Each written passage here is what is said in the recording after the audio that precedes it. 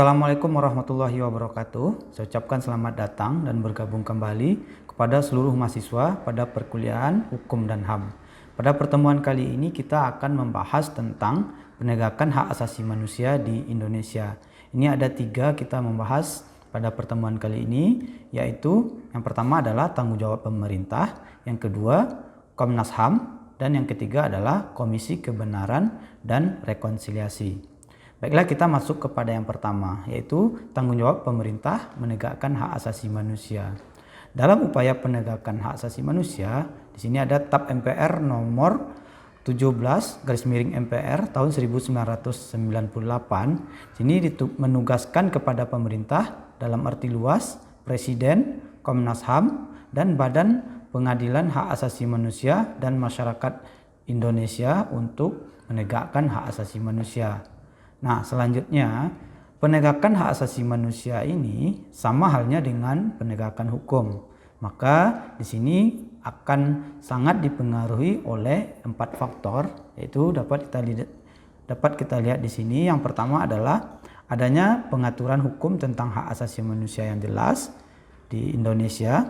Yang kedua adalah adanya unsur pelaksanaan yang sering disebut penegak hukum, seperti polisi, jaksa, hakim, lembaga mediasi lainnya yang bermoralitas baik dan terpuji. Hal ini ditujukan untuk penegakan HAM di Indonesia.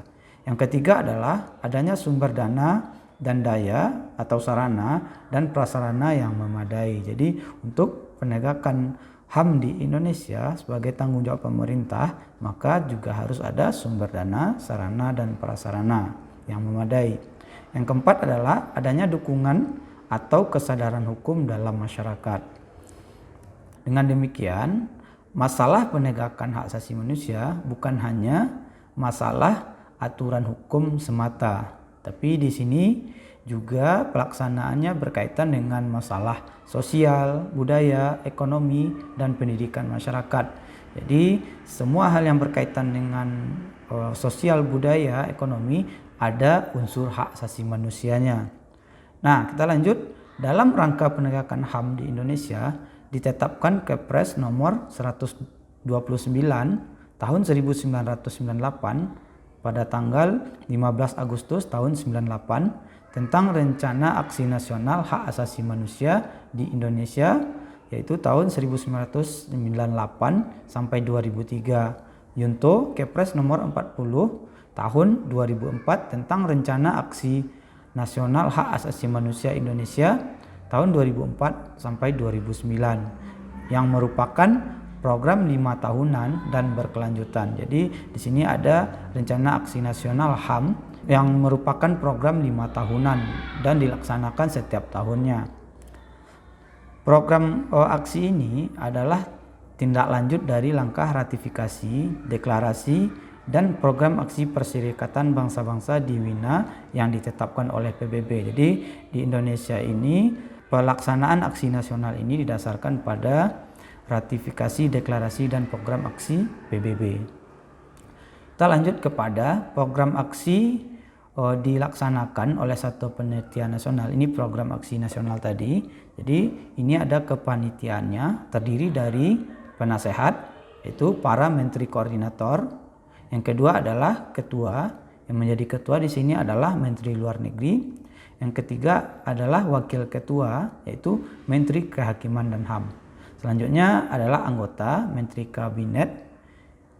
Ini dijabarkan 11 orang, jaksa termasuk Jaksa Agung, Kepala Bakin, Kepala BP7.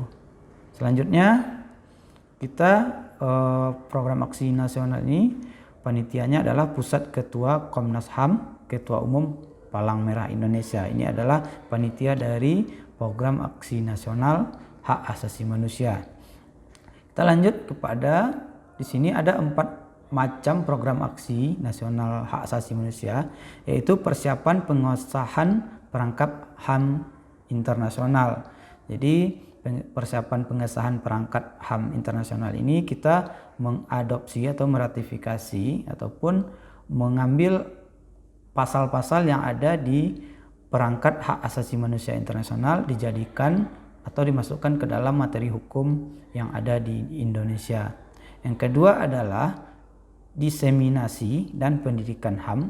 Diseminasi ini artinya adalah kita memberikan informasi kepada kelompok target atau individu, dan informasi itu dilaksanakan oleh orang yang kita targetkan tersebut.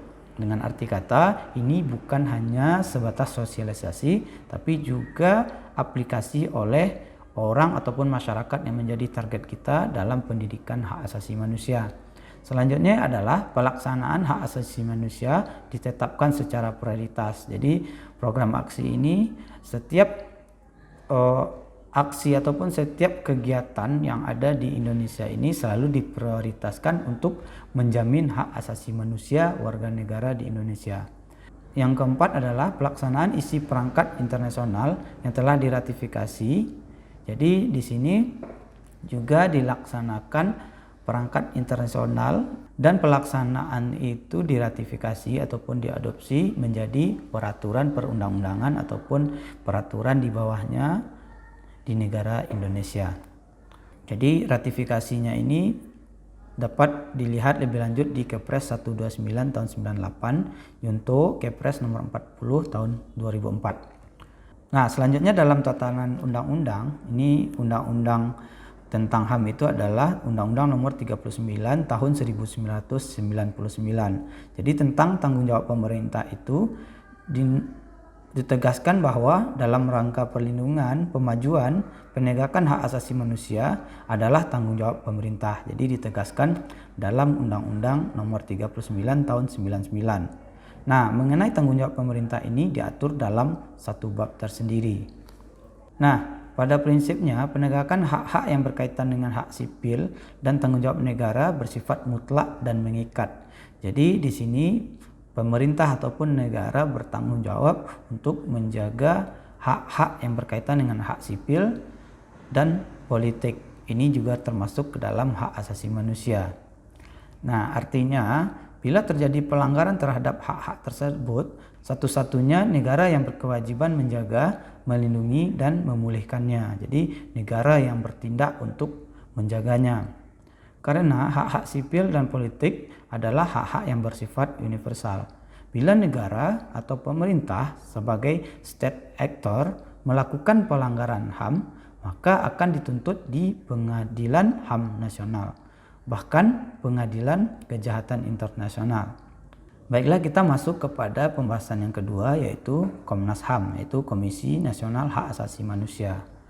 Adapun tujuan dibentuknya Komnas HAM ini adalah yaitu satu, mengembangkan kondisi yang kondusif bagi pelaksanaan hak asasi manusia dengan Pancasila, Undang-Undang Negara Republik Indonesia tahun 1945 dan Piagam PBB, deklarasi maupun konvenan-konvenan internasional. Jadi tujuan dari bentuknya Komnas HAM adalah mengembangkan kondisi yang kondusif bagi pelaksanaan HAM. Selanjutnya yang kedua adalah meningkatkan perlindungan dan penegakan HAM untuk perkembangan pribadi manusia Indonesia yang seutuhnya dan kemampuannya berpartisipasi dalam berbagai bidang kehidupan. Nah, jadi di sini kita sebagai rakyat Indonesia ataupun penduduk juga diberikan perlindungan berkaitan dengan hak-hak asasi manusia ini, sehingga kita bisa mengembangkan pribadi kita agar lebih baik. Kita bisa mencalonkan diri sebagai pimpinan atau dalam hal struktural di pemerintahan. Kita lanjut kepada fungsi, tugas, dan kewenangan Komnas HAM. Yang pertama adalah fungsi pengkajian yang meliputi yaitu satu, pengkajian dan penelitian instrumen internasional HAM dengan tujuan memberikan saran-saran mengenai kemungkinan aksesi dan ratifikasi. Jadi di sini harus ada jadi di sini fungsi Komnas HAM adalah mengkaji dan meneliti instrumen internasional sehingga bisa memberikan saran-saran nantinya kepada pihak yang berkepentingan. Yang kedua adalah pengkajian dan penelitian berbagai peraturan perundang-undangan untuk memberikan rekomendasi mengenai pembentukan, perubahan, dan pencabutan perundang-undangan yang berkaitan dengan hak asasi manusia. Jadi di sini Dalam hal memberikan rekomendasi untuk membuat peraturan perundang-undangan, Komnas HAM memiliki kewenangan atau fungsi berkaitan dengan hal itu. Yang ketiga adalah penerbitan hasil pengkajian dan penelitian studi kepustakaan, studi banding di negara lain mengenai HAM. Ini adalah upaya selanjutnya setelah dilakukan penelitian, maka diterbitkan hasil dari pengkajian tersebut sehingga dapat memberikan saran kepada pemerintah maupun pihak terkait lainnya. Yang keempat adalah pembahasan masalah yang berkaitan dengan perlindungan, penegakan, dan pemajuan HAM. Jadi Komnas HAM juga memiliki fungsi untuk membahas masalah yang berkaitan dengan perlindungan, penegakan, dan kemajuan HAM. Selanjutnya adalah yang kelima, kerjasama pengkajian dan penelitian dengan organisasi, lembaga, atau pihak lain, baik tingkat nasional maupun internasional dalam bidang HAM. Jadi Komnas HAM juga memiliki fungsi untuk mengkaji berkaitan dengan HAM ini dengan organisasi-organisasi ataupun lembaga dari pihak lain, baik tingkat nasional maupun internasional. Selanjutnya adalah fungsi penyuluhan. Jadi Komnas HAM memiliki fungsi penyuluhan. Yang pertama adalah penyebarluasan wawasan mengenai HAM. Ini dilakukan dengan sosialisasi, diseminasi, dan pendidikan HAM. Yang kedua adalah peningkatan kesadaran melalui pendidikan formal dan non-formal, serta berbagai kalangan lainnya, kerjasama dengan organisasi, lembaga, atau pihak lainnya di tingkat nasional maupun internasional dalam bidang HAM. Jadi kesadaran tentang HAM ini juga ditingkatkan melalui pendidikan formal dan non-formal. Kita lanjut kepada fungsi pemantauan. Pelaksanaan pengamatan dan menyusun laporan hasil pengamatan, penyelidikan dan pemeriksaan terhadap peristiwa yang timbul dalam masyarakat yang berdasarkan sifat dan lingkungan patut diduga terdapat pelanggaran HAM, pemanggilan kepada pihak pengadu dan korban maupun pihak yang diadukan untuk dimintai dan didengar keterangannya. Ini berkaitan dengan HAM, jadi Komnas HAM juga memantau kasus-kasus HAM yang terjadi di dalam masyarakat agar bisa ditindaklanjuti oleh lembaga ataupun pejabat yang berwenang. Selanjutnya adalah fungsi mediasi. Ini merupakan upaya perdamaian antar pihak, yaitu berfungsi untuk menyelesaikan perkara melalui cara konsultasi, negosiasi, mediasi, konsiliasi, dan penilaian ahli. Memberikan saran kepada para pihak untuk menyelesaikan sengketa melalui pengadilan. Yang kedua adalah menyampaikan rekomendasi atau suatu kasus pelanggaran HAM kepada pemerintah untuk ditindaklanjuti penyelesaiannya. Yang ketiga adalah menyampaikan rekomendasi atas suatu kasus pelanggaran HAM kepada Dewan Perwakilan Rakyat RI untuk ditindaklanjuti. Selanjutnya kita masuk kepada Komisi Kebenaran dan Rekonsiliasi. Ini adalah pengertian dari Komisi Kebenaran. Apa itu Komisi Kebenaran? Komisi Kebenaran adalah sebuah mekanisme penyelidikan di luar proses hukum yang independen, dibentuk oleh negara baik di tingkat nasional maupun lokal untuk mengungkap fakta kebenaran atas berbagai kasus atau peristiwa pelanggaran HAM berat berupa pembunuhan, pemusnahan, perbudakan, pemindahan penduduk secara paksa, perampasan kemerdekaan atau kebebasan fisik secara sewenang-wenang, penyiksaan, perkosaan, dan penghilangan paksa. Ini adalah pengertian dari Komisi Kebenaran. Jadi Komisi Kebenaran itu kedudukannya adalah independen, mandiri, tidak terikat oleh negara.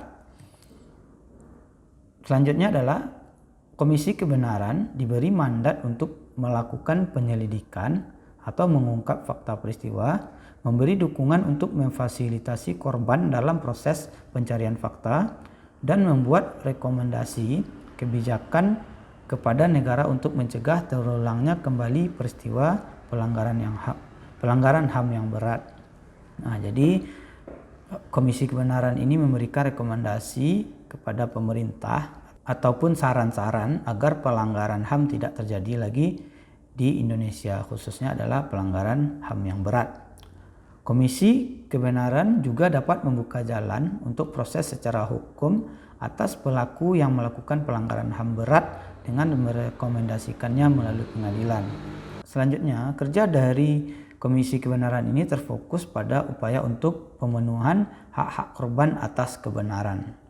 Agar Komisi Kebenaran dapat berjalan sesuai dengan kebutuhan dan harapan korban, maka Komisi Kebenaran harus mengungkap fakta kebenaran atas peristiwa yang terjadi dengan penuh kejujuran, integritas, dan independensi yang kuat agar tidak bisa dipengaruhi oleh siapapun. Jadi tugas dari Komisi Kebenaran itu adalah untuk mengungkap fakta kebenaran atas peristiwa yang terjadi. Jadi Komisi Kebenaran harus jujur dalam penyampaian ataupun penggalian informasi berkaitan dengan pelanggaran HAM. Selanjutnya adalah tujuan dan fungsi Komisi Kebenaran. Komisi Kebenaran dibentuk untuk membantu negara dan masyarakat menyelesaikan persoalan pelanggaran HAM dan memastikan bahwa konflik dan pelanggaran HAM tidak akan terulang kembali di masa depan.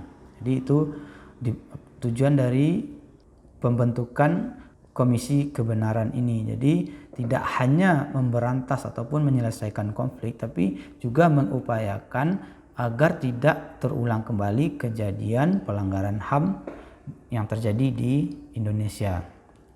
Komisi Kebenaran harus membangun fondasi yang kokoh dan kuat bagi negara menuju masyarakat baru yang didasarkan pada penghormatan, pemajuan, perlindungan, dan pemenuhan terhadap HAM.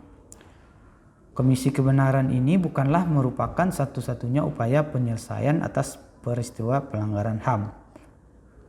Namun, Komisi Kebenaran dapat mengungkap fakta kebenaran sejarah yang sangat penting dan bernilai bagi negara.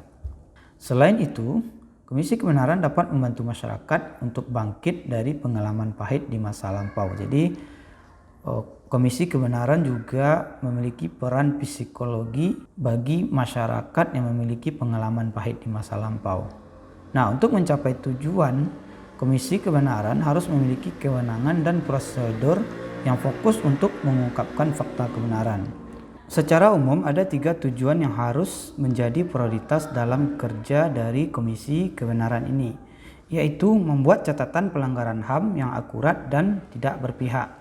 Yang kedua adalah memenuhi kebutuhan dan harapan para korban sesuai dengan prinsip hak-hak korban pelanggaran HAM berat dan mencegah berulangnya pelanggaran HAM. Kita lanjut kepada prinsip-prinsip Komisi Kebenaran. Agar Komisi Kebenaran benar-benar kredibel atau bisa dipercaya, harus memiliki karakteristik dan prinsip utama sebagai fondasi dan panduan bagi kerja Komisi Kebenaran. Ini ada beberapa, ada 5. Yang pertama adalah kemandirian. Komisi Kebenaran harus mandiri dan hanya tunduk pada konstitusi dan hukum. Komisi dan anggotanya tidak boleh memihak dan tunduk pada kepentingan, seperti tidak boleh tunduk pada partai politik, pemerintah, dan golongan tertentu. Yang kedua adalah otonomi. Komisi Kebenaran harus juga menjalankan prosedur keuangan, administrasi, dan operasional secara otonom. Otonomi keuangan berarti memiliki pengawasan penuh dalam mengatur keuangan dan mengambil keputusan pembelanjaan anggaran. Kemandirian administratif dan operasional berarti memiliki kekuasaan penuh dalam pengambilan keputusan terkait dengan perekrutan dan pengaturan staf dan tenaga ahli. Jadi penganggaran bagi Komisi Kebenaran ini sifatnya adalah mandiri.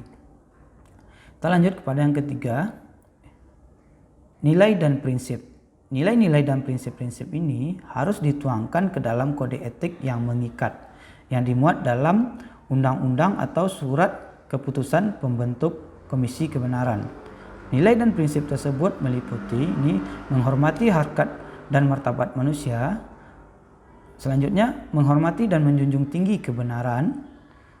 Selanjutnya, menghargai kesetaraan dan kemajuan hak asasi manusia dan kebebasan. Selanjutnya, menolak rasisme dan seksisme dalam pertanggungjawaban. Responsif, aksesibilitas, dan keterbukaan. Menggunakan metode pencarian fakta yang detail dan teliti. Selanjutnya, menjalankan prosedur keadilan. memiliki integritas, keteguhan, dan memelihara standar etika profesional. Selanjutnya, yang keempat adalah perhatian terhadap korban. Prinsip pertama dan paling utama adalah korban harus ditangani dengan kasih sayang. Martabat mereka harus dihormati. Korban tidak boleh didiskriminasi dan tidak ada kelompok korban yang didahulukan dari kelompok lainnya tanpa alasan yang kuat. Selanjutnya, penanganan korban harus dilakukan dengan prosedur yang cepat, adil. Jadi harus adil, cepat, terjangkau, biayanya juga terjangkau dan mudah diakses oleh korban. Korban harus diberitahu tentang hak-hak mereka untuk mendapatkan pemulihan melalui komisi kebenaran ini. Lanjut yang kelima, pengarusutamaan gender. Komisi kebenaran harus berusaha menciptakan kesetaraan gender di dalam lembaganya. Setidaknya sepertiga dari anggota komisioner dan staf adalah perempuan. Jadi pengarus utamaan gender ini di dalam komisi kebenaran paling tidak sepertiga dari staf komisi kebenaran ini harus diisi oleh perempuan. Ini untuk pemenuhan prinsip pengarus utamaan gender. Nah, demikianlah perkuliahan kita pada kesempatan kali ini. Semoga kita dapat mengambil ilmu dan manfaat dari perkuliahan ini. Saya mengucapkan mohon maaf jika ada kesalahan dan terima kasih atas perhatian saudara mahasiswa dalam perkuliahan Hukum dan HAM ini. Akhir kata, mohon maaf. Assalamualaikum warahmatullahi wabarakatuh.